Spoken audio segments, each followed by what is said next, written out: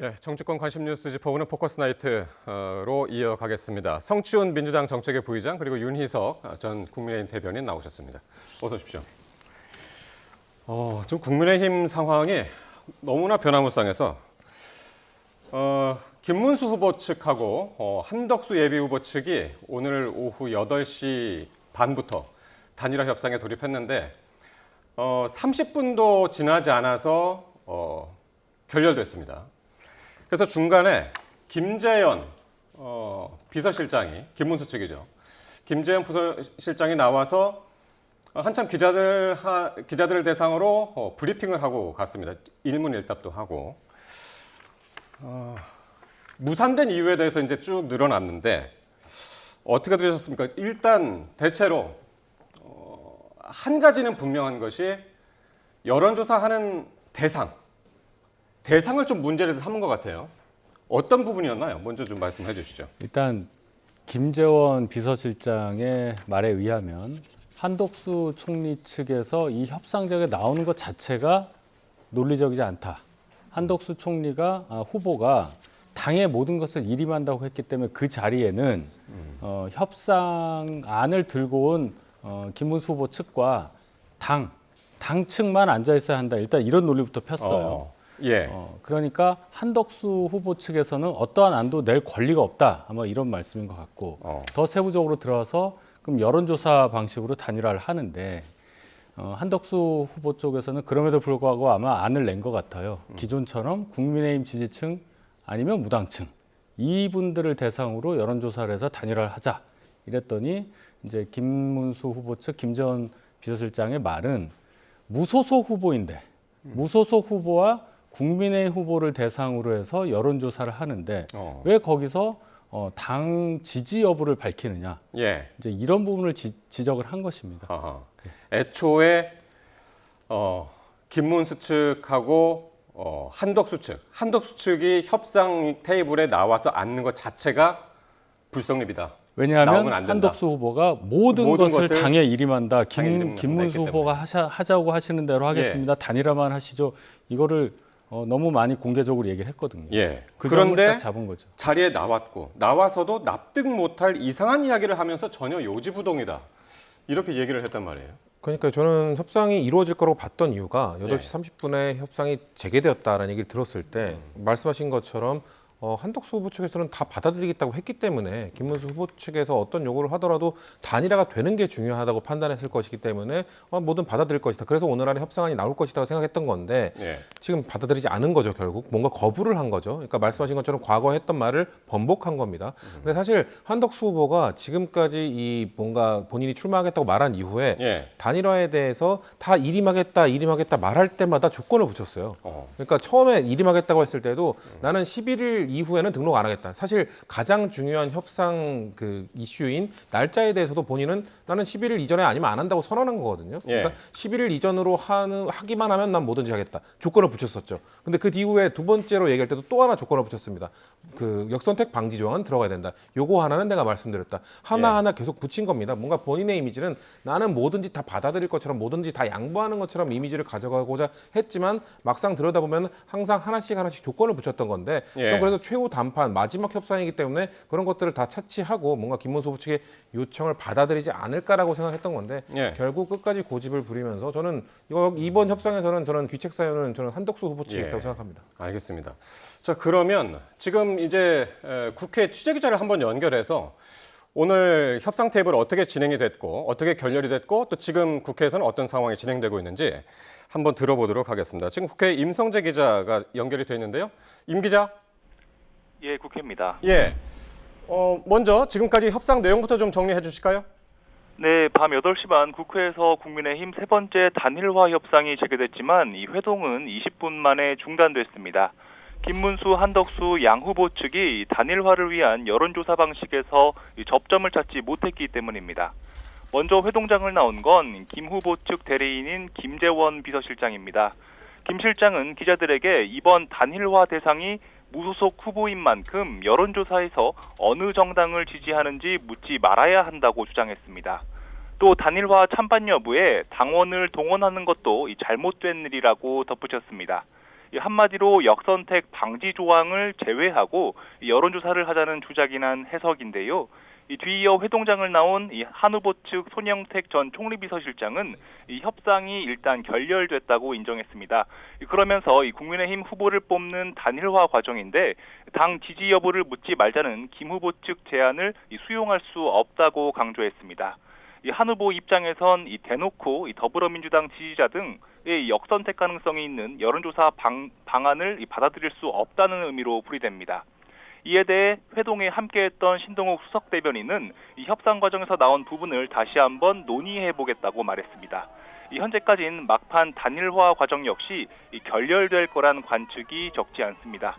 이런 가운데 권영세 비대위원장과 권성동 원내대표 등 당 지도부는 의원총회를 열고 곧 관련 논의를 이어갈 것으로 보입니다.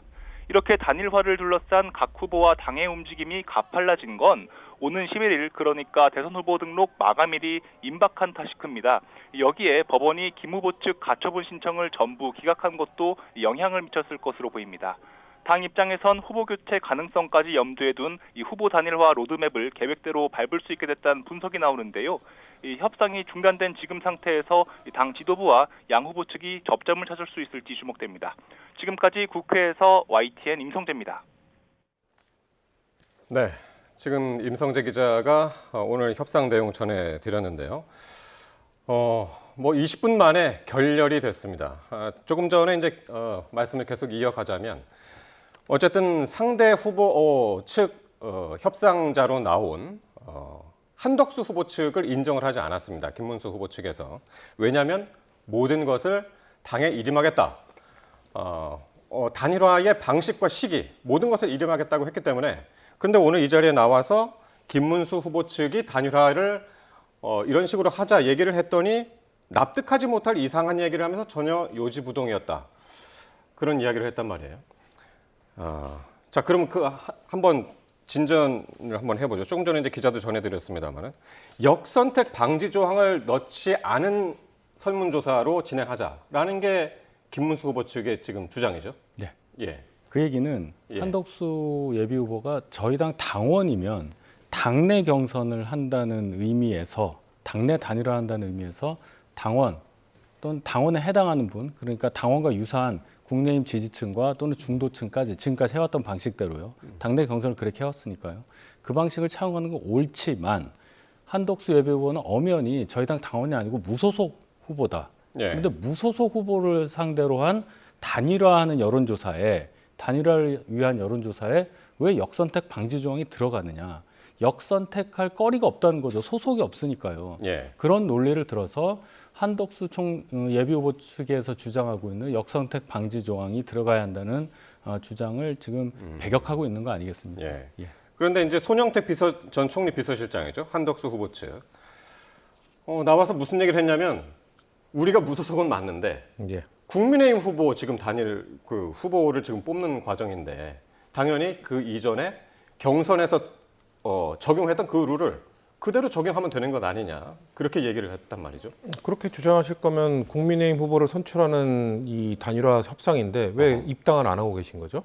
그러니까 저희가 예. 민주당에서도 계속 이야기를 했던 게 네. 한덕수 차출론이 나왔을 때부터 그러면은 사실상 물리적으로 불가능한 거 아니냐. 뭔가 왜냐면은 지금 국민의힘 레이스는 벌써 시작됐다. 이거를 국민의힘 레이스가 끝난 이후에 가게 되면 물리적으로 사실상 후보 등록 이전에 이건 불가능할 거다라고 예측들을 했었고 그렇기 때문에 뭔가 한덕수 후보의 차출에 대해서 저희 부정적으로 이야기를 했던 것이거든요. 네. 근데 지금 한덕수 후보 측에서 뭔가 민주당 지지자들의 역선택이 들어가는 거 아니냐 이런 주장들을 하시는데 민주당 지지자들이 그렇게 한가하지 않습니다. 그리고 저희가 말씀드리고 싶은 거는 뭔가 이 국민의힘 지지층, 무당층을 제외한 나머지 정당 지지자들이 뭔가 다른 뭔가 국민의힘 지지층만 대상으로 했던 것과 다른 결과가 나온다면은 예. 그런 결과는 한덕수 후보의 출마에 대한 부정적인 생각. 왜? 지금 국민들이 부여한 60일 동안의 위기 관리 그 역할을 내팽개치고 나온 것 아닙니까? 예. 그거에 대한 부정적인 생각. 그리고 후보 적합도를 물었을 때 모든 국민, 지지 정당과 상관없이 모든 국민들은 국민의힘 전당대회를 치러진 걸 들었고 예. 국민의힘 전당대회를 통해서 김문수 후보가 선출된 건 들었기 때문에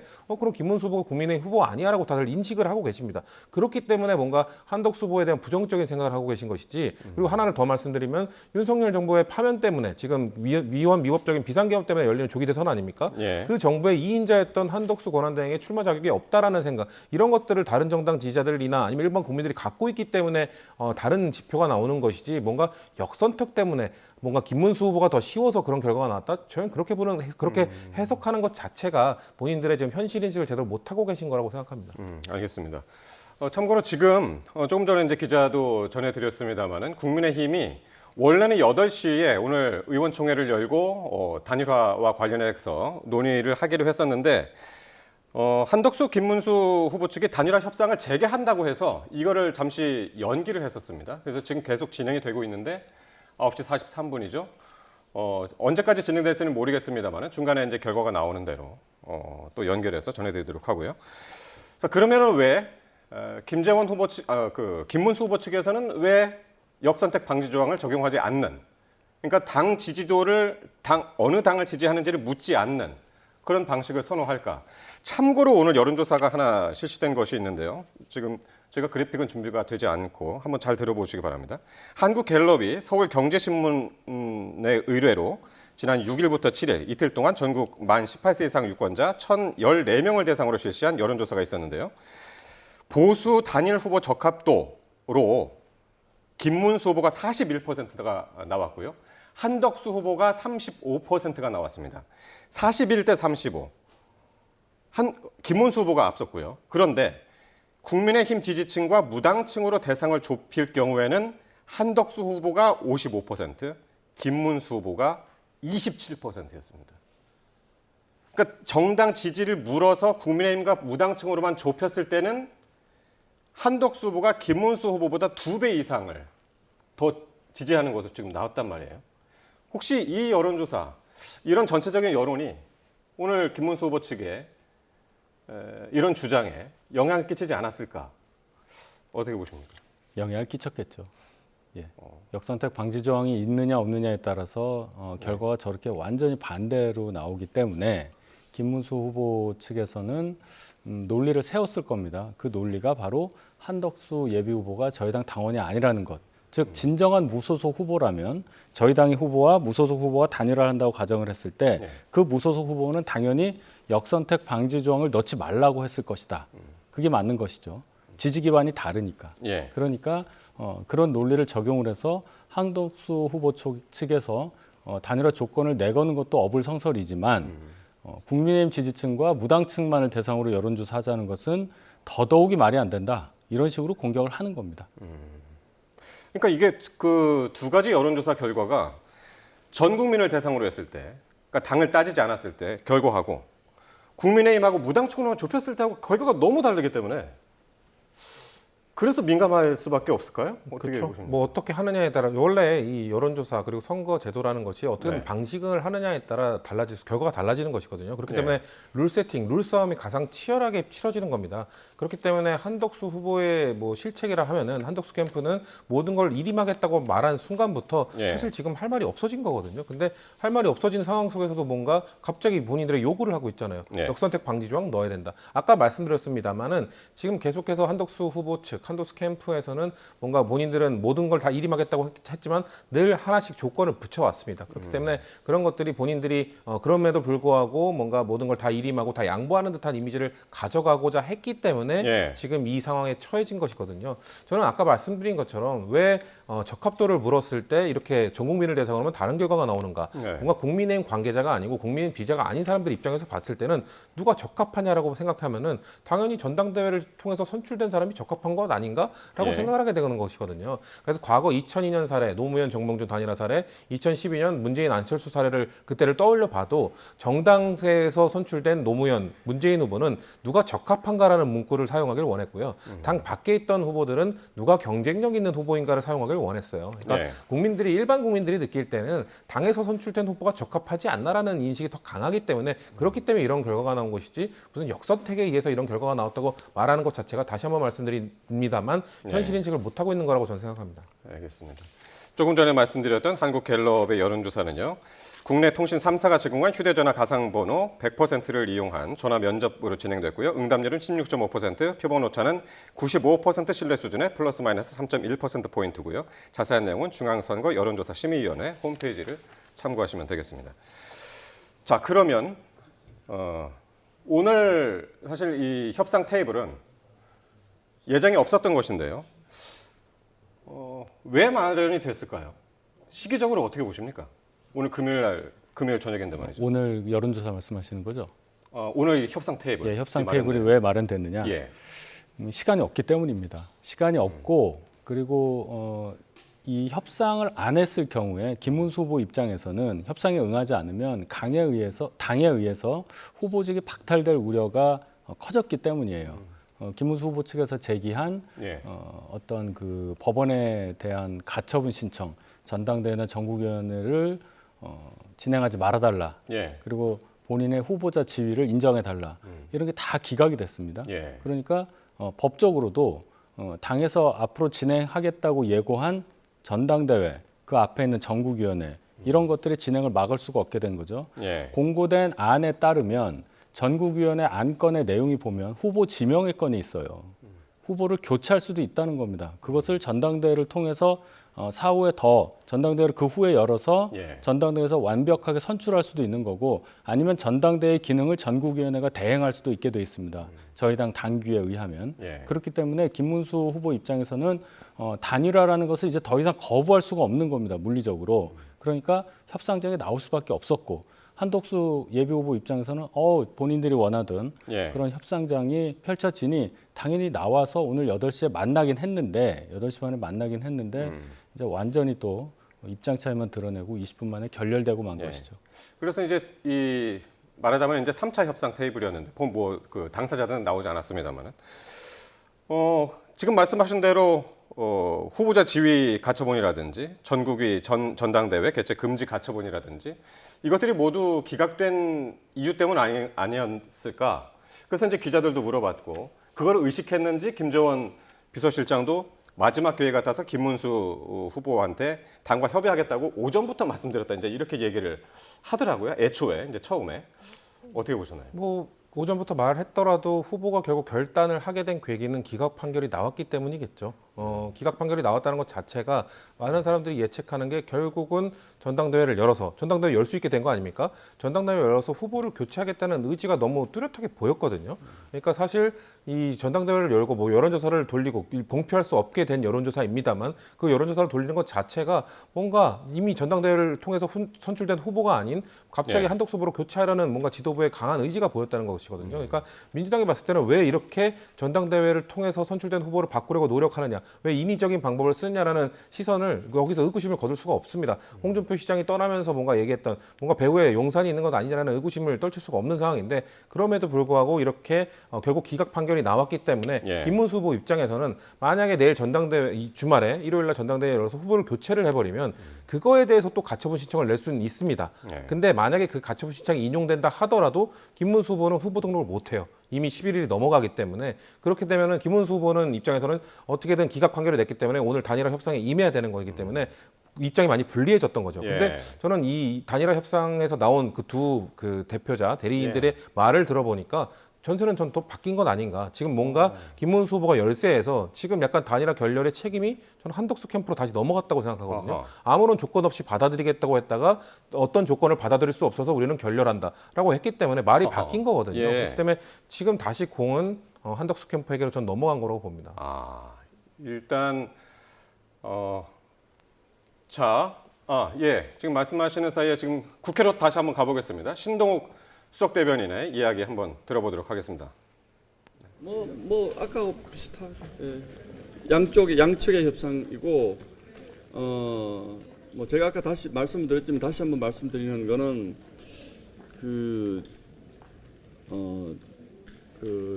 후보 단일화에 관한 조건에 관한 문제를 저희도 저희 당에 후보가 있는 상황입니다. 저희가 어느 한쪽 편이 아니고요.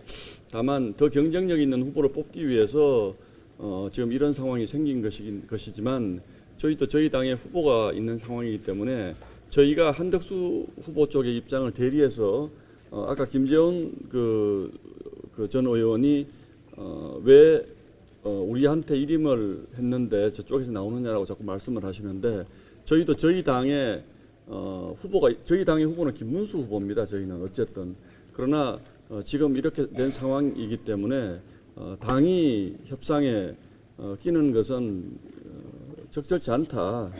협상에 다른 거는 모르겠지만 협상의 조건에 가는 것만은 양 후보 쪽에서 서로 합의를 해서 진행하는 것이 맞다라고 저는 생각을 합니다. 10시 반에 다시 협상 진행하도록 하겠습니다. 의원님 하나만 좀 여쭤볼게요. 예.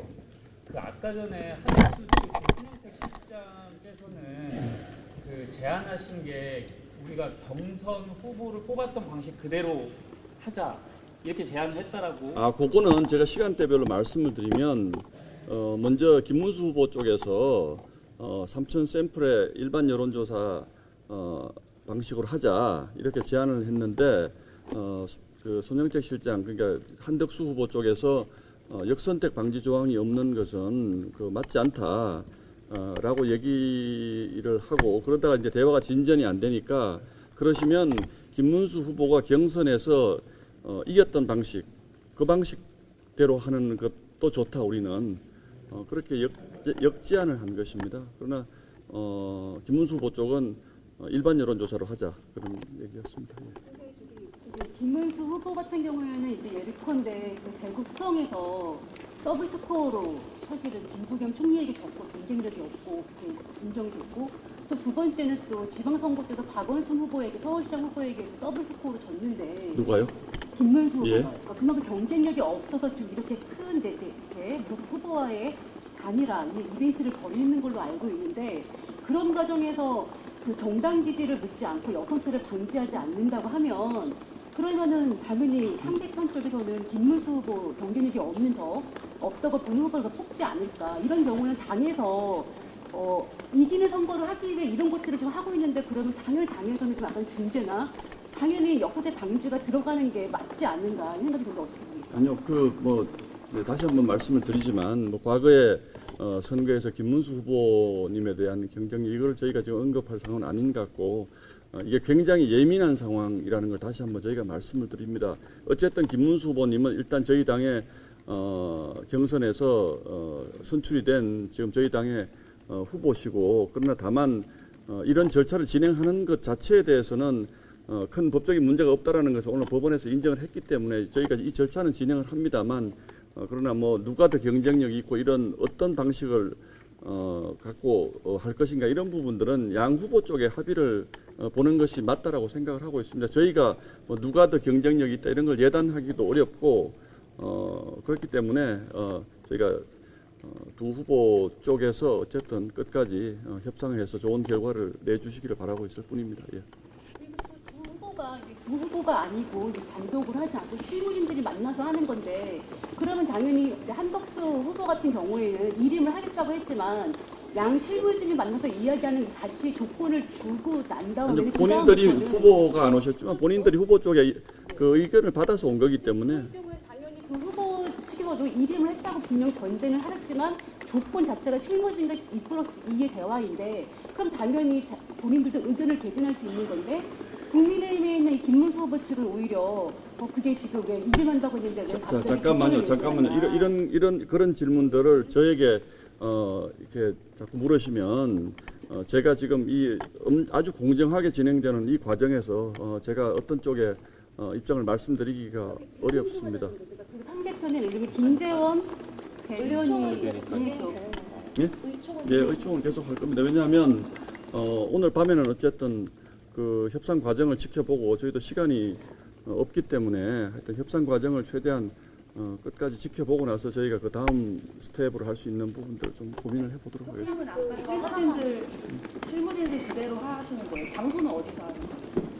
아마 아까 그 자리에서 그냥 그리고 잠깐만요. 지금 예. 그 비대위 9시, 10시, 1시 이렇게 원래 3번 예정돼 있었다고 하는데 비대위 개최 이유랑 3번 개최되는 게 그거는 나중에 말씀드릴게요. 예. 절차들이 좀 있는 것 같아요. 예. 일단 협상 제기한다는 말씀만 드리겠습니다. 예. 당 차원의 이양수 총장이나 이런 분들도 같이 뭐 들어가시나요? 사실은 저희가 뭐 아까 그 협상에 저희는 전혀 발언을 하지 않고 그냥 나온 상태였는데 뭐 4명이나 다시 들어갈 필요가 있을지 아니면 뭐 최소한의 인원이 가서 협상 그 상황만 지켜볼지는 저희가 좀 그럼에도 만약에 실무진이 다시 또 재개했는데도 잘 안 됐다, 결렬됐다고 하면은 이제는 후보들끼리 단판 DJP 뭐 이런 아마 것처럼 후보들이 단판의 가능성이 있나요? 후보들이 이 밤에 만나실 가능성 별로 없다고 보고 있습니다. 이상입니다. 네. 자, 신동욱 국민의힘 수석대변인의 말 들었습니다. 지금 의총장 밖에 나와서 로텐더홀에서 기자들을 만나서 이제 이야기를 했는데 지금 국민의힘은 계속 의원총회를 하고 있고요. 이야기한 것 중에 오늘 밤 10시 반에 다시 이 양측에서 단일화 협상을 진행하겠다고 했습니다. 지금 이제 10시가 가까워오고 있으니까요. 30분 뒤쯤에는 이제 다시 시작이 될 텐데 신동욱 대변인이 이런 얘기를 했습니다. 참 난감함이 묻어나는 말이었는데 당 후보는 김문수인데 당이 협상에 끼는 건 부적절하다라고 했습니다. 근데 이제 한덕수 후보 측은 모든 것을 당에 일임하겠다고 이미 말을 했고요. 근데 김문수 후보 측에서는 어쨌든 이 협상 과정에 불만을 토로하면서 협상장을 뛰쳐나갔고 이 상황에서 당은 끼지 않겠다고 하고 30분 뒤에 다시 협상을 재개한다고 했고 끝까지 이 협상을 지켜보고 보고 고민하겠다라고 지금 이야기를 하고 있거든요. 브리핑 어떻게 들으셨나요? 신동욱 대변인이 참 곤혹스러워하시는 모습이 그대로 전달이 됐는데요. 이것은 이 단일화라는 협상 자체의 틀이 애초부터 꼬여서 시작된 것에 기인한 것이라고 봅니다. 무소속인 한덕수 후보가 저희 당 후보와 단일화를 하겠다고 하면 그쪽에서 저희 당에 노크를 해야 돼요. 그렇죠? 예. 그렇게 와서 그쪽 대리인이라든지 뭐 그쪽에서 어떤 세력을 이루는 누군가가 와서 저희 당의 뭐 사무총장이 됐든 누가 됐든 그분들과 얘기를 하고 아니면 당사자들이 같이 참여하든지 해서 단일화 협상을 하는 게 그것이 맞는 방식이죠.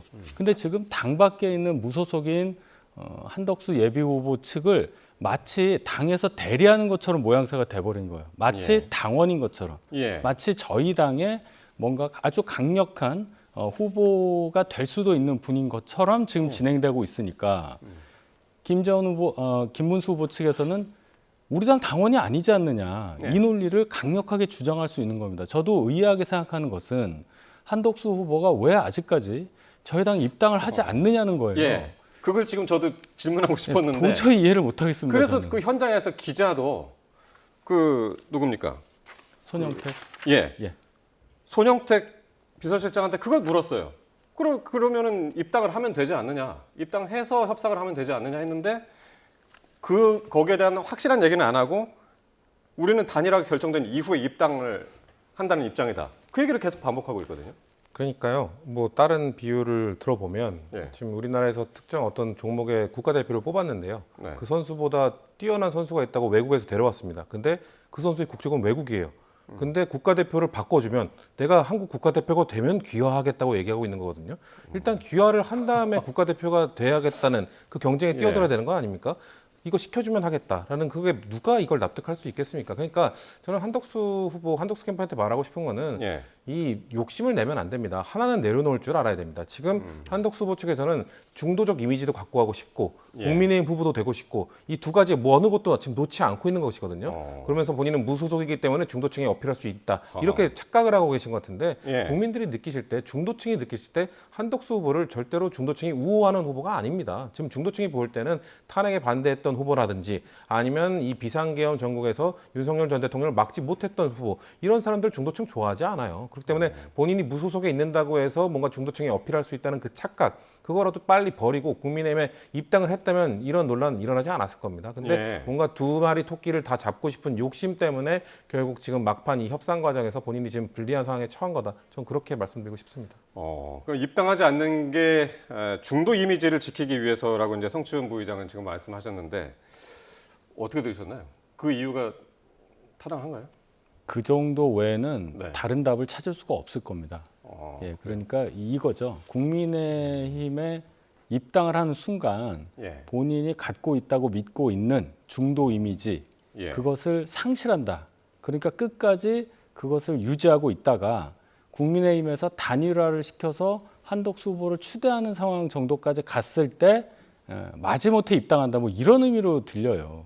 그러면 저희 당원 입장에서 당의 구성원과 지지자들 입장에서는 예. 성춘 부의장 말씀하신 대로 아까 그 외국 선수 귀화 문제처럼 도대체 정체성이 뭔가 여기서부터 시작을 해서 절차라든지 이런 것에 대해서 많은 의문을 가질 수밖에 없는 것이죠. 예. 어쨌든 이렇게 해서 만약 결론이 안 나면 시간은 어쨌든 김문수 후보 측 편이기 때문에 시간이 흐르면 뭐 후보자 등록일 마감일이 일요일 아닙니까? 내일 토요일이고 일요일 6시까지입니다. 일요일 6시까지면 지금 고개를 갸웃하셨는데 시간은 김문수 후보의 편이 아닌가요? 그것은 또 다른 얘기죠. 지금 10시 반에 다시 하겠다고 하는데 아마도 협상의 이제 선택지는 말씀하신 대로 그 세 가지 그 역선택 방지 조항이 있느냐, 하나는 없느냐, 나머지는 당원 50%의 역선택 방지 조항이 있는 기존의 저희 경선 방식 셋 중에 하나를 선택하는 방법이 있을 거고 아마 여기서 합의가 안 될 경우에는 아마도 한덕수 예비 후보 측에서 그냥 당에 입당하는 방법이 입당은 그냥 즉시 처리가 돼요. 그러니까 그 방법을 통해서라도 돌파구를 찾지 않을까. 그런데 그것도 안 한다면 말씀하신 대로 시간은 김문수 후보한테 유리하다고 볼 수도 있는데 그건 좀 보겠습니다. 의총에서 이 협상이 만약에 결렬될 경우에 판단을 어떻게 할 것인지는 의총의 판단 여부에 많이 달려 있다고 저는 보고 있습니다. 어제 오늘 어쨌든 어제 저녁 7시에 시작해서 오늘 오후 4시까지였나요? 그 국민의힘에서 그 후보 적합도 여론조사를 했는데 그 결과는 이미 나와 있다고 그랬거든요. 네. 그렇죠. 네. 누가 이제 앞서는지 이제 나와 있을 거란 말이에요. 나와 있겠죠. 예. 만약 오늘 협상이 결렬이 되면은 자꾸 저기 우리 윤 대변인께 이제 여쭤볼 수밖에 없는데 만약 이제 만약 최종적으로 결렬이 되면 어떻게 됩니까? 그걸 가지고 그냥 그 여론조사 결과를 가지고 적용해서 하는 건가요? 그럴 수는 없을 겁니다. 이것이 당에서 밝힌 바에 의하면 샘플링 조사라고 했어요. 전 당원을 상대로 한 게 아니라 그냥 표본을 당원 안에서도 표본을 수집을 해서 뭔가 표본 조사를 했다는 의미로 들려요. 그렇게 되면은 75만 명 당원 전원이 아니라 저도 그 전화를 받지 못했거든요. 자, 그렇다면은 이것은 어떠한 뭐 상징적인 의미 정도 외에는 이것을 어떤 의사결정의 하나의 기준으로 삼기에는 대단히 근거가 없고 그것을 아마 당에서도 많이 고민하고 있는 것으로 알고 있습니다. 김재원 비서실장이 오늘 나와서 이런 얘기를 했죠. 의총 등을 통해서 후보 교체를 시도할 경우에 좌시하지 않겠다. 불법적인 폭거를 자행한다면 모든 수단을 강구할 것이라고 그랬거든요. 모든 수단, 또 다른 수단이 있을까요? 지금 어쨌든 가처분 신청이 두 가지가 모두 기각이 된 상황이거든요. 근데 오늘 나온 가처분 신청 기각과 그리고 만약에 후보 교체를 강행하게 되면 저는 그거에 대해서 가처분 신청이 인용될 가능성도 있다고 보거든요. 근데 그렇게 되면은 국민의힘이 아예 후보를 못 내는 상태가 올 수도 있습니다. 그렇기 때문에 김문수 후보 측이나 한덕수 후보 측이나 그리고 당 지도부 측이나 이런 것들 이런 최악의 상황은 원치 않겠죠. 왜냐면은 만약에 이렇게 강행을 해서 강행을 하는 것도 참 웃긴 겁니다. 이렇게 돼가지고 후보 교체를 결국 이뤄냈다고 생각해 보십시오. 그래서 수십 년의 전통을 갖고 있는 대한민국 보수 정당인 국민의힘이 전당대회를 통해서 75만 당원과 국민들이 참여해서 선출된 후보를 단 한 번의 토론회도 없이 그리고 공표할 수도 없는 여론조사 결과를 갖고 후보를 교체한다. 이거를 역사에서 어떻게 평가할까요? 아주 국민의힘 지지층조차도 저 납득하기 어려운 결과라고 볼 거기 때문에 그런 결과에 대해서 아마도 저는 뭐 국민의힘 당원입니다만 74조 2항인가 거기에 뭐 후보자의 상당한 사유가 있을 시 뭐 교체할 권한은 뭐 지도부에게 있다. 뭐 이런 내용이 있는 걸로 알고 있는데 상당한 사유 역시 저도 뭐 법조인들에게 들어보면 보통 그런 문구에 있는 상당한 사유라 함은 후보자의 뭐 신변에 문제가 생긴다거나 아니면 이전에 후보 선출 과정에서 알지 못했던 상당한 수준의 범죄 혐의가 밝혀진다거나 뭐 이런 사유가 아니고서는 뭔가 그냥 당 지지율 조사나 여론조사 통해서만 심지어 공표할 수 없는 조사를 근거로 뭔가 그 조항을 적용해서 이 후보 교체의 사유로 든다? 저는 그거 가처분 받아들여질 가능성은 높다고 보거든요. 그렇기 때문에 그렇게 되면 절차적으로 엉망진창이 돼서 국민의힘 후보가 없는 상황이 올 수도 있기 때문에 저는 지금 한덕수 후보 측에서 말씀하신 것처럼 입당을 일단 갑자기 전격적으로 한다. 그렇게 되면은 아까 김재원 그 비서실장이 이야기했던 아니 국민의힘 당원도 아니지 않느냐라는 그 명분은 일단 또 사라지는 거거든요. 그럼 또 재협상할 수 있는 뭔가 명분이 생기는 것이기 때문에 예. 그 정도 상황이 되지 않는다면 저는 글쎄요 이 강행할 경우 파국으로 치달을 거라고 봅니다. 알겠습니다. 자, 국민의힘이 지금 계속해서 의총을 진행하고 있는데 8시 이후에 지금 시작을 했죠. 그런데 오늘 낮에도 의총이 있었습니다. 그래서 오늘 낮 의원총회가 이른바 티저 예고편이 아니었나 싶을 정도로 그쪽 분위기도 이제 상당히 안 좋았었는데 김문수 후보가 당 대선 후보로 선출된 지 엿새 만에 의원총회에 오늘 낮에 처음으로 참석을 했습니다. 주요 장면들 먼저 보시겠습니다.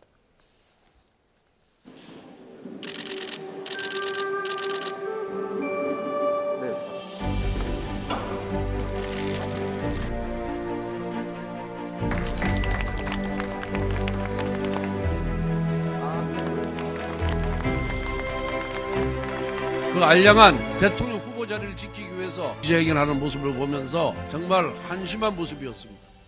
제가 후보님께 다소 과격한 발언을 내놓은 바가 있습니다. 이 점에 대해 이 자리를 통해 후보님께 심심한 사과를 드립니다. 정말 여러분 사랑합니다. 당 지도부는 현재까지도 저 김문수를 끌어내리고 무소속 후보를 우리 당의 대통령 후보로 만들기 위해 온갖 불법 부당한 수단을 동원하고 있습니다. 긴 말씀은 안 드리겠습니다. 지도자라면 더 큰 지도자가 되려는 사람이라면 자기 자신을 버릴 줄도 알아야 됩니다.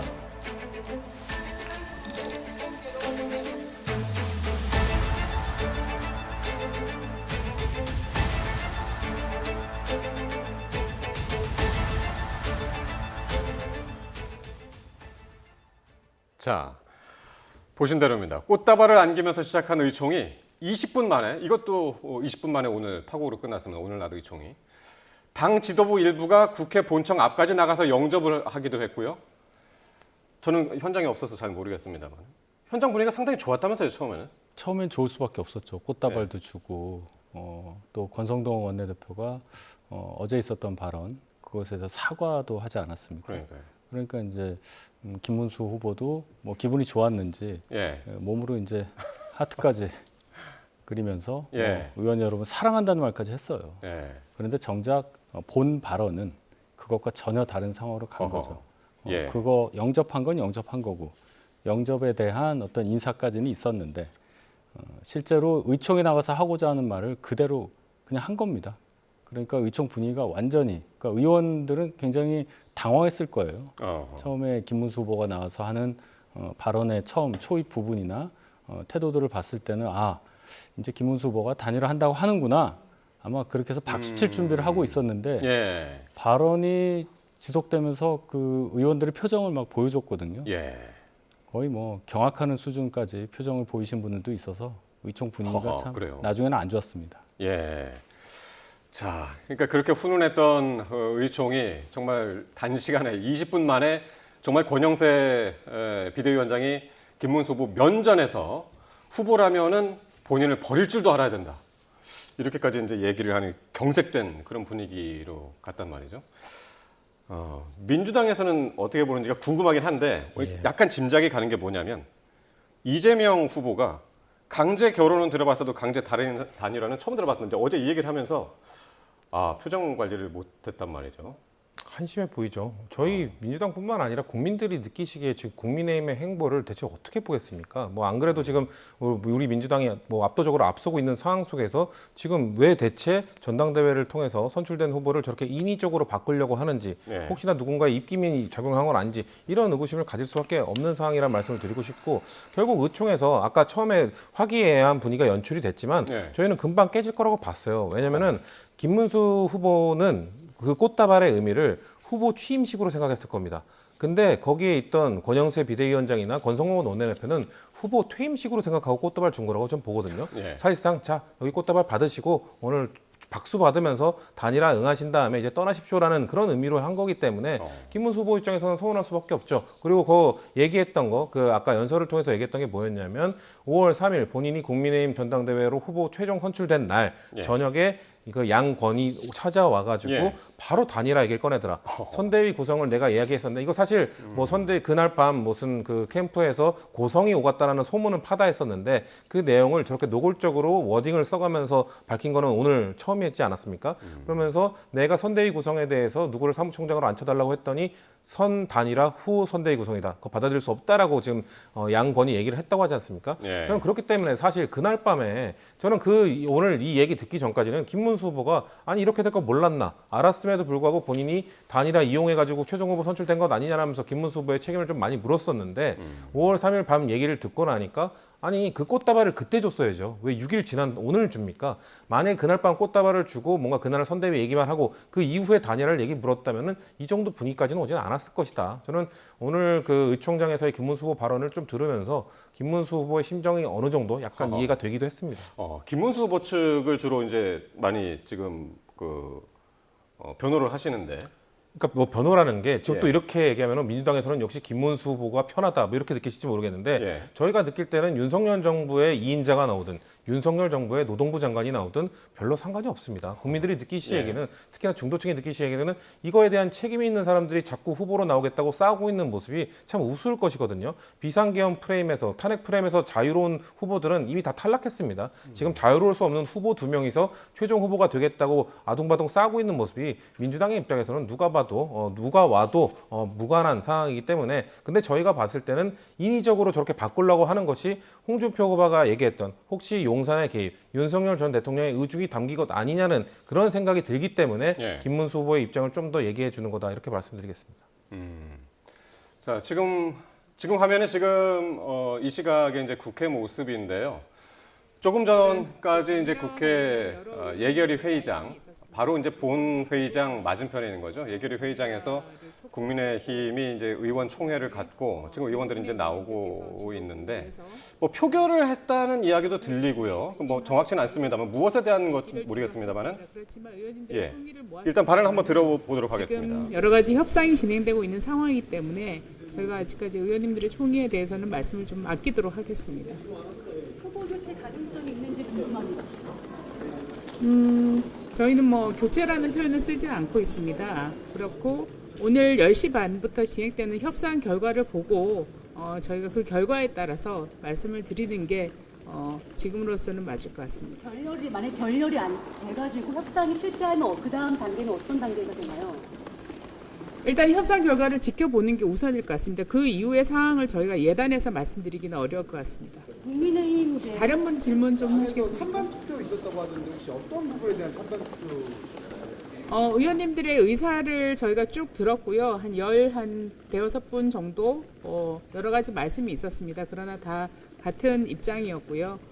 그다음에 오늘 법원에서의 가처분 결과에 대해서 뭐 설명이 있었습니다. 대부분의 의원님들이 그 결과에 대해서 이해를 하셨고 또 지금의 상황에 대해서 다들 공감하시는 상황이었습니다.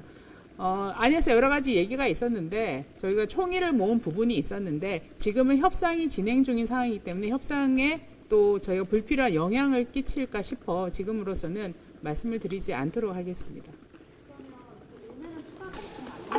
예, 그렇습니다. 예, 그렇습니다. 혹시 협상이 안 되면 비대위 체제로 전환해서 후보 교체? 지금 현재 비대위 체제입니다. 그러니까 이제 열어서 비대위 회의를 열어서 네네네네. 후보 교체 관련된 거를 뭐 논의하거나 할 수 있다는 그런 걸로 힘들고 투표하시는 그 부분에 대해서는 신동욱 대변인께 확인을 하시는 게 좋을 것 같습니다. 제가 의총 외 사항에 대해서는 말씀드리기 어렵습니다. 의원총회 진행 상황 관련해서 말씀드리려고 하는데 표결을 했다고 하시는데 한 몇 분 정도 의원님 참석하셨는지 궁금해요. 오늘 참석하신 의원님들은 한 65분 되시고요. 예. 저희가 여러 가지 의원님들이 개인적인 발언들이 있었고 발언은 아마 제가 확인하기로는 발언 총 한 15분 정도 말씀을 하셨습니다. 거의 다 비슷한 내용을 말씀을 하셨고요. 저희가 여러 가지 아까도 말씀드렸지만 저희가 뭐 시원하게 말씀드리고 싶은데 총의를 모은 부분이 있습니다. 그러나 그것이 지금 협상이 진행되는 과정에 그런 말씀을 저희들이 공식적으로 드리는 게 적절하지 않은 것 같아서 일단 협상 진행 결과를 보고 저희가 말씀을 드리는 게 적절할 것 같습니다. 죄송합니다. 이 정도로만 저희가 말씀드리겠습니다. 후보의 경우는요. 가장 신속하고 어느 언론사시죠? 저는 시사원의 윤진석 씨. 네네네네. 김문수 후보의 경우는 가장 신속하고 확실하게 10일 안에 단일화를 하겠다. 김덕수 을지문동 이야기하면서 단일화 마케팅 살입했는데요. 당원 80%의 그 열망 단일화 이겨보겠다는 그 열망을 지금 이게 기만하는 이유가 뭔지 왜 그 약속을 저버리는지 국민의힘의 후보시니까 국민의힘 대변이시니까 이 말씀이 화가를 저는 해야 된다고 보거든요. 왜냐하면 이거는 지금 일각에서는 이재명 후보와 뭐가 다른가 이런 일각의 지적도 있습니다. 어떻게 보시나요? 제가 원내 대변인인데. 네. 국민의힘 의총이 조금 전에 이제 막 끝나고 서지영 대변인이 잠깐 브리핑을 했는데 본인이 직접 얘기하기도 했습니다만 협상 진행 중이기 때문에 말을 좀 아끼는 그런 모습이고요. 일단은 오늘 협상 진행되는 것을 보고 결과를 보고 말씀을 드리겠다. 이게 의총에서 한 15명 정도가 발언을 했는데 비슷한 내용이었다. 어쨌든 단일화와 관련된 내용이었고 오늘 법원의 기각 관련해서도 여러 설명이 있었고 대부분 의원들이 수긍했다. 그런 내용이었습니다. 일단은 뭐 의원총회는 밤 의총은 마무리가 된 것 같고 조금 뒤면은 이제 10여 분 뒤면은 이제 다시 양 후보 측에서 국회에 와서 또 이제 협상을 진행할 것 같은데 어떻게 보시나요? 지금 의총에서 뭘 얘기했는지 사실 잘 모르겠어요. 어떤 의원 말들이 나왔는지. 의총에서도 뭐 별다른 얘기는 없었을 겁니다. 협상 결과를 지켜봅시다. 뭐 그거 보고 결정하자 이런 얘기밖에 더 있었겠습니까? 아마 10시 반부터 이제 협상 진행되는 것에 관심이 갈 수밖에 없는데요.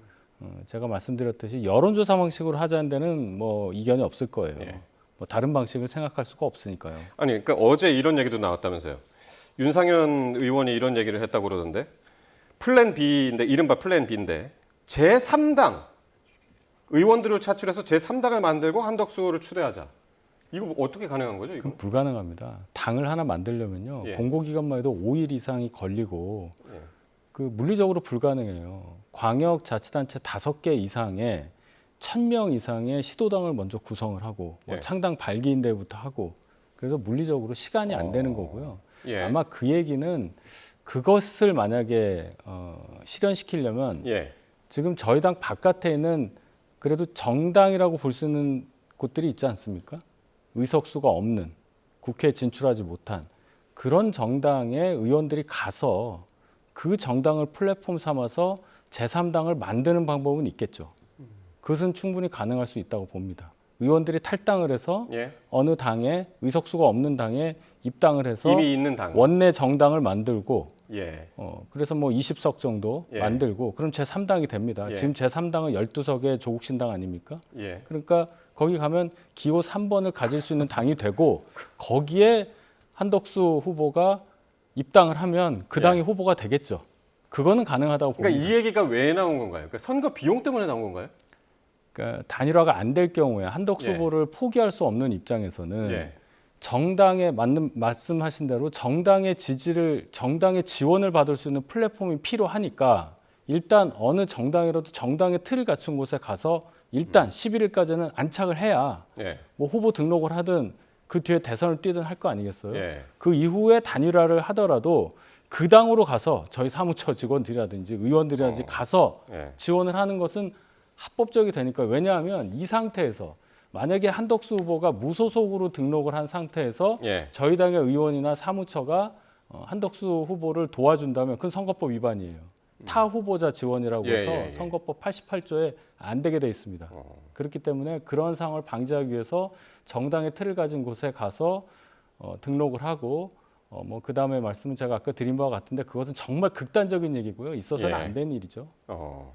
그래서 지금 여러 가지 시나리오들이 나오고 있는데 지금 하신 말씀까지 포함해가지고 제 1번 가능성 김문수 단독 후보로 이제 진출하는 것. 2번은 한덕수 후보로 교체를 강행하는 것. 그리고 세 번째는 보수 분열돼서 출마하는 겁니다. 지금 말씀하신 대로 기호 2번 김문수, 기호 3번 한덕수 이런 식의 가능성. 그리고 제일 마지막은 아무도 못 나가는 거. 국민의힘에서 후보 등록을 못 하는 겁니다. 이 중에서 제일 가능성이 있는 거는 뭘로 보세요?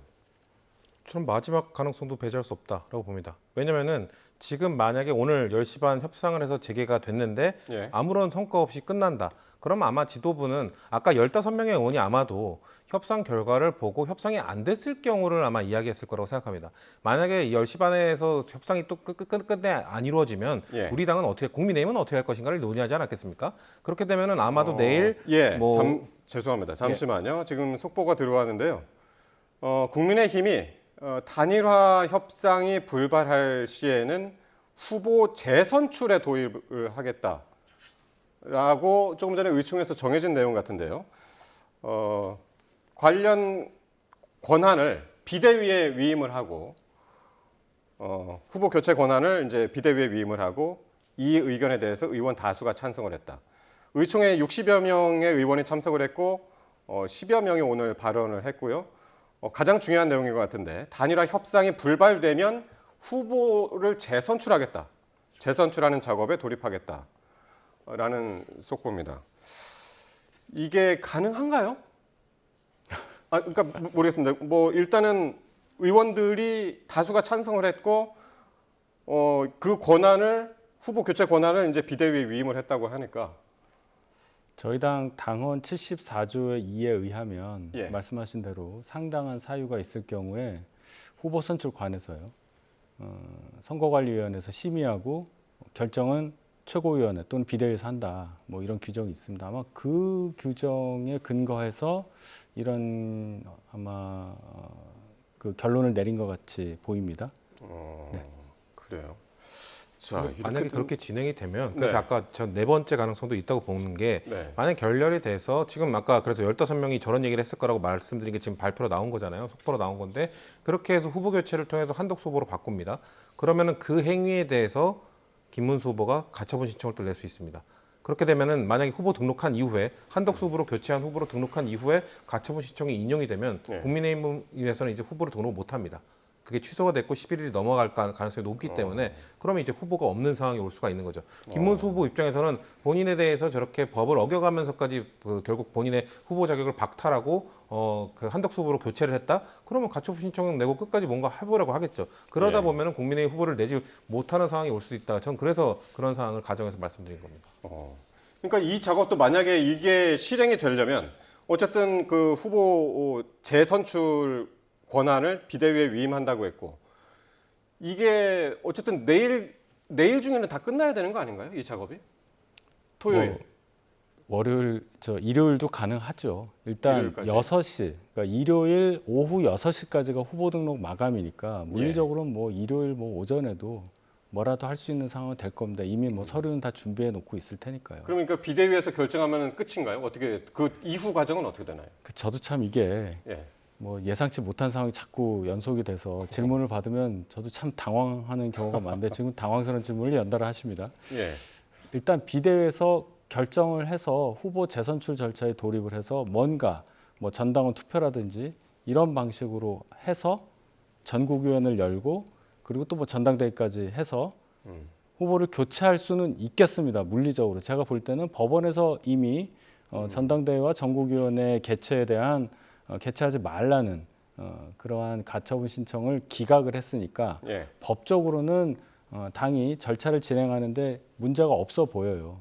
그 이후에 거기서 결정된 것에 대해서 이제 또 다투는 것에 대해서 말씀하신 대로 시간이 너무 촉박해서 그렇게 될 경우에 저희 당의 기호 2번에 아무도 없는 그런 상황이 발생할 수도 있다.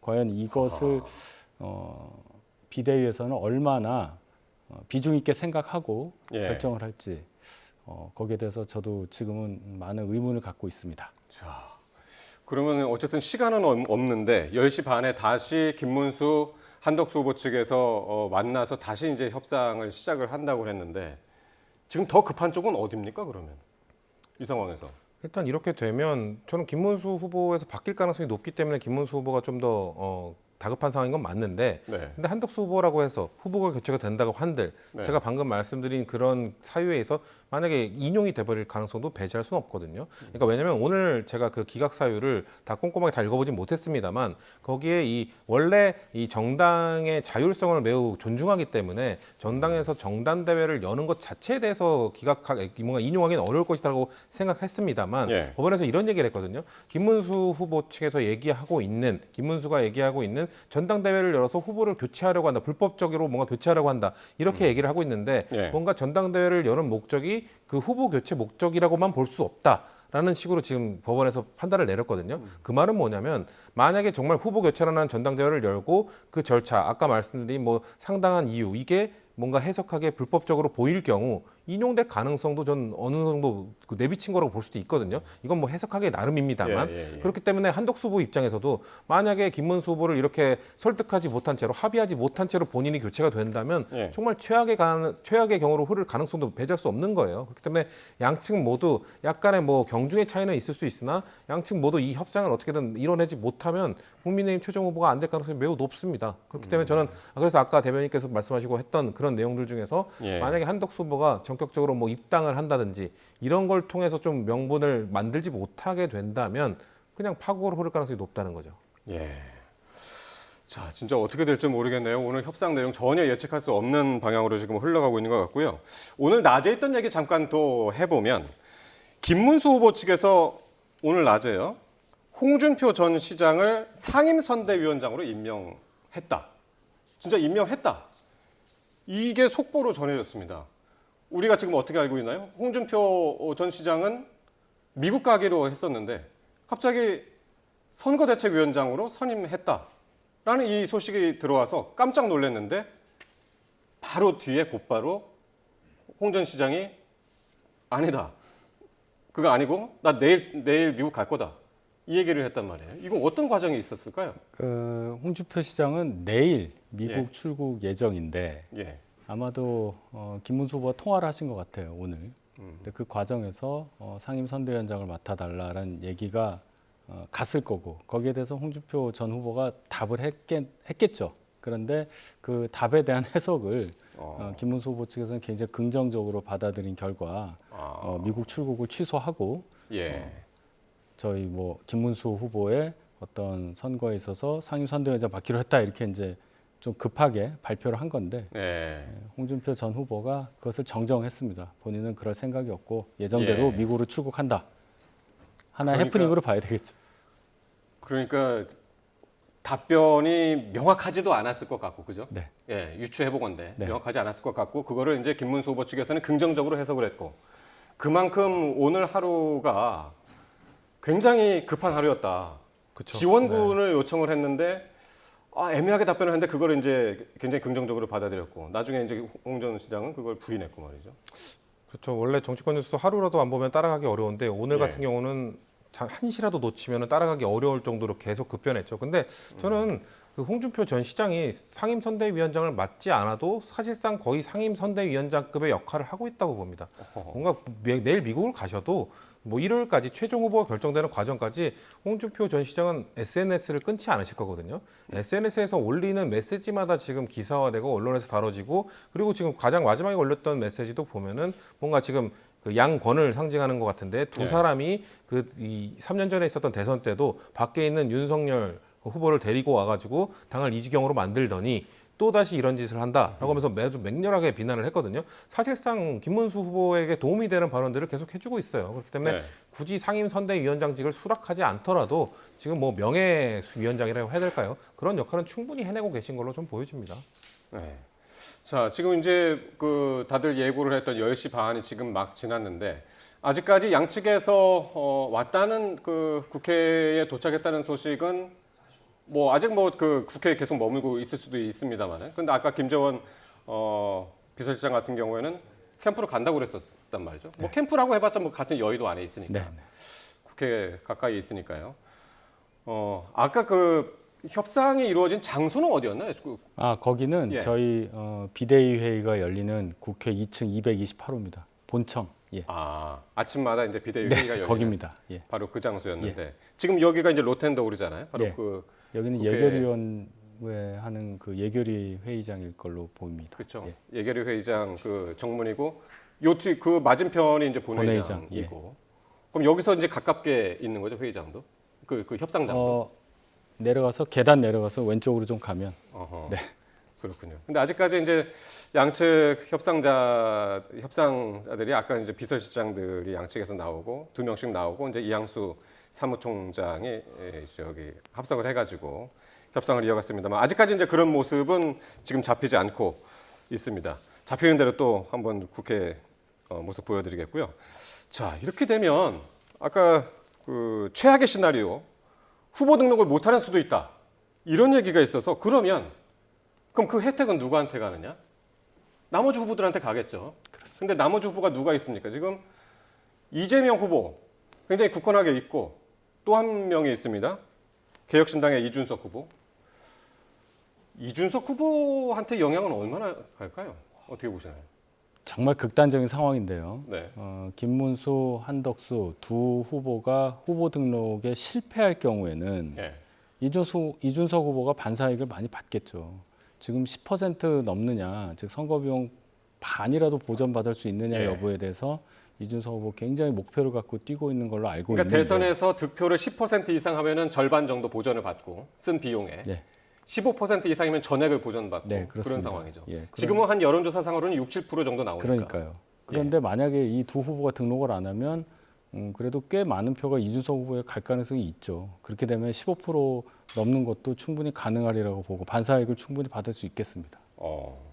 선거 비용 문제는 이제 그렇고 당선 가능성까지는 지금 점치지 않고 계시고 어떻게 당선 가능성이 쉽지는 않겠죠. 하지만 이준석 후보의 정치적 입장은 매우 굳건해지겠죠. 전국 선거를 한번 치른다는 것, 그리고 완주한다는 것, 그리고 뭐 다른 후보의 뭔가 이런 그런 뭔가 후보를 등록하지 못하는 그런 상황 때문에 어부지리로 득표를 많이 한다 하더라도 그 후보의 입지는 상당히 커지거든요. 그렇기 때문에 이준석 후보는 지금 이 싸우는 상황을 보면서 오히려 뭐 약간의 기대감을 갖고 있을 수도 있습니다.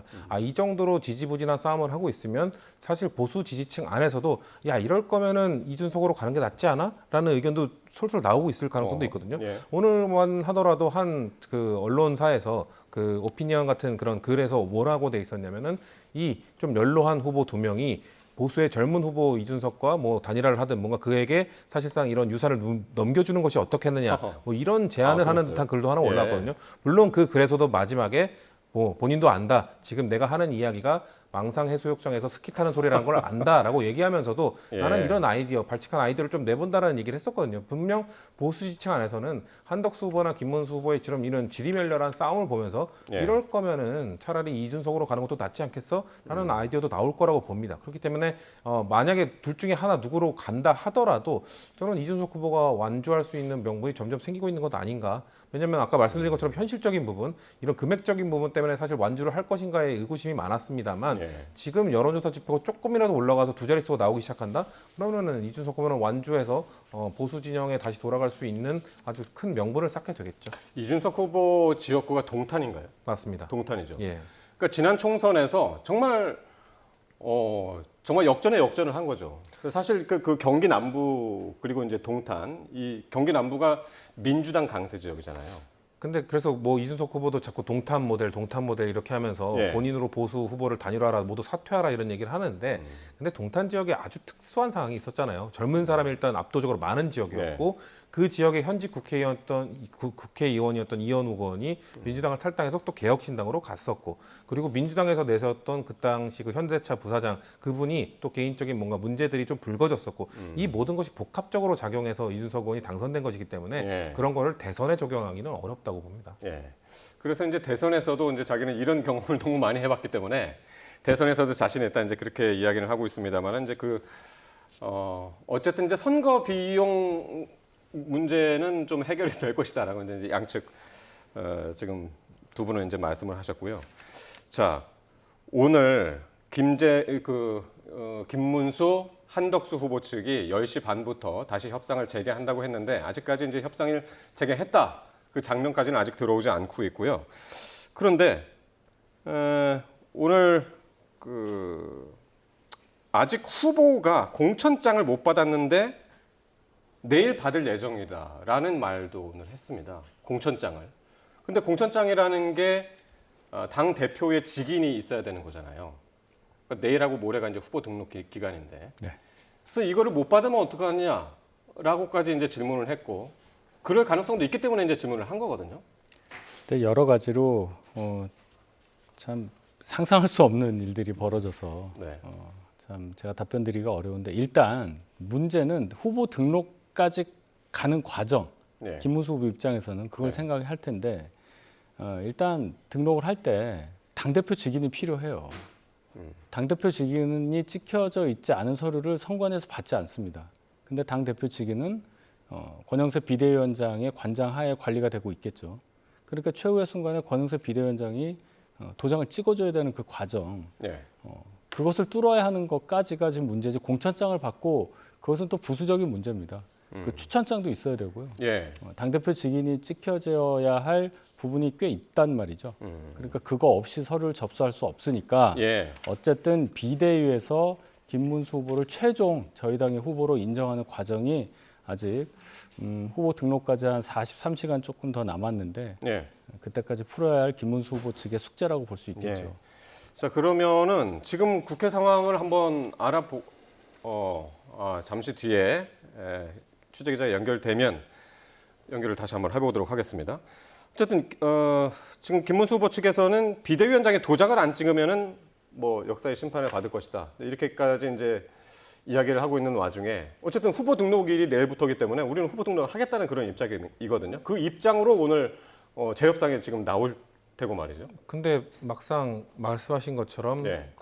이 직인이 없으면 후보 등록을 할 수가 없습니다. 그래서 과거에 2016년 총선 때 당시 김무성 대표가 그때 뭐 옥새 들고 나르샤, 옥새를 끝까지 직인을 찍어주지 않고 영도로 가서 그 당시 원유철 원내대표가 찾아가는 일까지 발생하지 않았습니까? 그래서 김문수 후보가 만약에 뭔가 내일 뭔가 이후에 전당대회가 결정되기 전에 아직까지는 뭔가 이 법원에서 판단해 준 거는 지금까지는 아직까지는 김문수 후보 너가 국민의힘 후보가 맞아라고 인정을 해줬잖아요. 네. 그렇기 때문에 그거에 대해서 후보 등록을 빠르게 그냥 해버리려고 하더라도 못합니다. 도장이 찍혀 있지 않으면 접수를 할 수 없기 때문에 김문수 후보 측에서도 어떻게든 뭔가 지도부 그리고 지금 그 한덕수 후보와의 뭔가 단일화 협상을 이뤄내지 못하면은 뭔가 뭐 드랍을 시키든 끌어안치든 아니면 경선을 하든 어떤 방식으로든 합의를 하지 못하면 후보 등록은 할 수 없기 때문에 사실상 김문수 후보가 독단적으로 할 수 있는 방안은 부재하다라고 네. 말씀드릴 수 있습니다. 알겠습니다. 자, 지금 국회 상황 한번 취재기자 연결해서 알아보도록 하겠습니다. 임성재 기자, 지금 협상 진행 중입니까? 상황 좀 정리를 좀 해주시죠. 네, 밤 10시 반부터 김문수, 한덕수 양 후보 측 대리인이 다시 한번 이 단일화 협상 테이블에 앉았습니다. 앞선 만남이 성과 없이 종료된 지 1시간 반 만입니다. 재개되는 회동에서 최대 쟁점은 단일화를 위한 여론조사 방식입니다. 현재 김문수 후보 측은 여론조사에서 어느 정당을 지지하는지 묻지 않는 방식으로 이 설문을 구성하자고 주장하고 있습니다. 무소속인 한 후보와 단일화를 추진하는 만큼 무슨 정당을 지지하는지 물을 필요가 없다는 논리입니다. 마찬가지 논리로 국민의힘 당원 투표도 필요하지 않다는 입장입니다. 반면 한 후보 측은 결국에는 국민의힘 후보를 뽑는 단일화 과정인데 김 후보 측의 제안을 받아들일 수 없다고 반박하고 있습니다. 민주당 지지자 등이 여론조사에 참여해 역선택을 할 가능성이 있는데 그런 조사 방안을 받아들일 수 없다는 겁니다. 그러면서 기존 국민의힘 경선 과정에서 채택된 당원 투표 50%, 국민 여론조사 50% 반영 방식을 전적으로 존중한다고 강조했습니다. 당 차원에선 일단 양 후보 측의 협상 결과를 지켜보자는 기류입니다. 권영세 비대위원장과 권성동 원내대표가 참석했던 의원총회도 일단은 산회한 상태입니다. 취재 결과 의총에선 잠정 결론이 나왔습니다. 오늘 자정까지 양측의 협상이 진척되지 않는다면 후보 재선출 절차에 돌입하겠다는 겁니다. 해당 권한은 의원들이 총의로 이 비대위에 넘긴 것으로 전해졌습니다. 이렇게 단일화를 둘러싼 당사자들의 움직임이 빨라진 건 오는 11일 그러니까 대선 후보 등록 마감일이 임박한 탓이 큽니다. 여기에 법원이 김 후보 측 가처분 신청을 전부 기각한 것도 영향을 미쳤을 것으로 보입니다. 당 입장에선 후보 교체 절차를 위한 걸림돌이 없어졌다는 분석입니다. 일단 현재 진행 중인 양측 간 협상에 이 추후 당과 이 각 후보들의 행보가 결정됩니다. 지금까지 국회에서 YTN 임성재입니다. 네, 예정했던 대로 밤 10시 반부터 지금 김문수, 한덕수 양측에서 대리인들이 나와서 지금 협상을 진행하고 있고, 국민의힘은 아까 의총 내용 잠깐 전해드렸었는데요. 밤 12시까지 이 협의책이 나오지 않으면 새롭게 후보를 재선출하겠다 이런 상황인데 시간이 얼마 남지 않았습니다. 지금 의총에서 말한 대로라면 이제 1시간 20분 정도가 남은 상황인데 이 안에 협상이 타결이 돼야 되는 겁니다. 그렇죠. 예. 근데 지금 재선출이라고 얘기가 나와요. 예. 이거는 단일화하고는 전혀 다른 얘기입니다. 그러니까 후보 자격을 박탈을 하고 김문수 후보에 대한 후보 자격을 박탈하고 새로 선출한다는 의미잖아요. 그 단일화를 전제로 해서 지금까지 얘기했었던 것과 전혀 다른 논리 구조를 가지고 비대위에서 접근을 해야 한다고 저는 봅니다. 예. 일단 그 의총 분위기를 제가 지금 들어오는 여러 소식을 보니까 1차 협상 결렬 8시 반부터 있었던 그 협상 결렬에 대해서 의총 분위기는 김문수 후보를 비난하는 분위기였고 딱 한 분 조경태 의원만 김문수 후보 편을 들었다. 뭐 이런 기사들이 지금 막 나오고 있어요. 그렇군요. 즉 약속을 어겼기 때문에 김문수 후보가 단일화하겠다는 약속을 믿고 후보로 선출했는데 이제 와서 단일화를 안 하려고 김문수 후보가 조건을 많이 건다 뭐 이런 것이겠죠. 예. 그렇게 되면은 후보직 박탈 사유에 해당한다고 아마 비대위가 판단할 가능성이 있고 그 결렬이 되면요 2차 협상이 그러면 이제 선출을 다시 한다. 근데 어떤 방식으로 누구를 대상으로 선출을 해야 하느냐 공고를 해서 후보를 모아서 선출을 해야 되는 것이 상례일 텐데 지금 시간이 없는 관계로 어떤 방식을 통해서 어떤 분을 재선출하겠다는 건지 좀 소식을 좀 더 들어봐야 되겠습니다. 자, 지금 새로운 해석을 해주셨는데요. 지금 단일화 협상을 하고 있는 와중에 국민의힘이 만약 12시까지 이게 협상이 단일화 협상이 나오지 않으면 후보를 재선출한다고 했더니 지금 윤희석 대변인께서는 재선출이라는 용어는 단일화 지금 기존 후보 김문수 후보 자격을 박탈하고 다시 선출하는 그 방식을 지금 말씀을 하셨단 말이에요. 그래서 아까 서지영 원내대변인이 그 의총에서 있었던 이야기들 의견이 좀 모아졌다. 근데 그걸 말할 수 없다. 왜냐하면 이걸 말하는 순간 사실상 지금 첨예하게 협상하고 있는 과정 속에 한쪽의 편을 들어줄 수 있기 때문이다. 이런 뉘앙스로 얘기를 했거든요. 근데 얘기가 슬러 나왔습니다. 지금 사실상 재선출을 합의했다라고 말하는 것 자체가 한덕수 후보에게 유리한 이야기를 해준 것이거든요. 말한 것처럼 지금 뭐 조경태 의원을 제외하고 전부 다 김문수 후보를 비난했다고 하는 걸 보니 의총의 전체 분위기 자체 결과는 결국 한덕수 후보에게 유리한 결과로 흘러간 것이기 때문에 그렇다면 저는 10시 반 지금 협상을 재개한 것이 또 결렬될 가능성이 매우 높아졌다. 한덕수 후보 입장에서는 그냥 이번에 그냥 버티기만 하면 자정이 넘어가는 순간 재선출에 돌입할 거고 재선출 과정 속에서는 본인들이 될 가능성이 높다고 판단할 것이기 때문에 굳이 김문수 후보 측이 제안한 단일화 방식을 받아들여서 위험성을 감수하느니 그냥 자정을 넘긴 다음에 이 비대위나 이런 의총에 맡기는 것이 본인들에게 안정적일 것이라고 판단할 것 같아요. 그런데 그렇게 돼서 결국 오늘 저는 결렬될 거로 예측을 하는데 그런 것들이 그렇게 해서 후보가 교체가 된들 아까 말씀드린 것처럼 김문수 후보 측이 가만히 있지 않으면 최악의 경우로 흐를 가능성도 있고 그리고 이미 한덕수 후보 측은 아까 지금 김문수 후보가 거짓말했다, 단일화하겠다는 입장을 바꿨다라고 비난을 했다고 합니다만 지금 한덕수 후보 측도 입장 바꿨잖아요. 정권을 일임하겠다고 했는데 자꾸 조건을 걸고 있잖아요. 본인들도 입장을 바뀐 거에 대해서 이미지 타격 그리고 책임에서 자유로울 수 없기 때문에 어떤 식으로 그렇게 결렬이 된 이후에 자정이 넘고 후보가 교체된다고 한들 한덕수 후보도 상당한 손해를 보고 후보가 되는 것이다. 저는 그렇게 봅니다. 그렇군요. 그래서 이제 지금까지 사실은 김문수 후보 측에서는 본인이 국민의힘의 대선 후보기 때문에 당무 우선권을 갖고 있고 그래서 이런 모든 절차를 김문수 후보가 해야 된다라고 주장을 해왔는데 오늘 법원에서 모든 가처분 신청을 기각하면서 김 후보에게 당무 우선권이 무조건적으로 보장된다고 볼 수 없다. 이런 얘기를 했거든요. 여기에 아마도 국민의힘이 지도부가 그리고 의원 전체가 여기에 좀 영향을 받고 힘을 받지 않았나. 그 결정에 힘을 받지 않았나 그런 생각이 듭니다. 마지막으로 민주당 얘기를 좀 하고 마치겠는데요. 민주당 이재명 후보의 대법원 파기환송 판결이 지금 논란 중인데 이런 가운데 전국 법관 대표회의가 오는 26일에 열리기로 했습니다. 안건은 대법원 파기환송 판결로 인해서 촉발된 사법 신뢰에 대한 우려. 그러니까 사법부가 이제 신뢰를 잃었다는 얘기죠. 그것에 대한 우려. 그리고 재판 독립 침해. 그러니까 정치권이 사법부를 압박하는 이런 문제. 이 두 가지 안건입니다. 공직선거법 파기환송심이 대선 이후로 연기돼서 민주당이 한시름을 놨었는데 민주당은 오늘 이 결정 어떻게 받아들이고 있나요?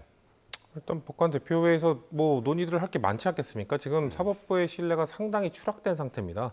이런 것들은 조희대 대법원장이 이재명 대표의 공직선거법 판결을 너무 빠르게 추진하려다 졸속으로 판정했다는 이런 비난에서 자유로울 수 없는 상황이기 때문에 그렇기 때문에 지금 법원 내부에서도 조희대 대법원장에 대한 실명을 걸고 비판하는 목소리가 많이 나오고 있지 않습니까? 네. 그렇기 때문에 이런 법관 회의를 열어서 이런 실추된 이 사법부의 회복을 신뢰를 어떻게 회복할 것인지에 대해서 판사들이 법관들이 대놓고 논의를 해야죠. 본인들의 자생적인 노력에 의해서 어떻게 사법부의 신뢰를 회복할지에 대한 안을 내놓지 못한다면은 결국 외부에서 이런 것들을 충격요법을 가할 수밖에 없다고 저희는 판단하고 있습니다. 예. 지금 사법부가 자생적인 노력에 의해서 신뢰를 회복할 수 없다? 그럼 제도를 바꾸든 뭘 하든 국민적 담론을 만들어내든 어떤 방식을 취해서라도 사법부가 다시 신뢰를 회복할 수 있는 길을 고민해야 되지 않겠습니까? 오늘 이재명 후보가 이렇게 얘기했어요.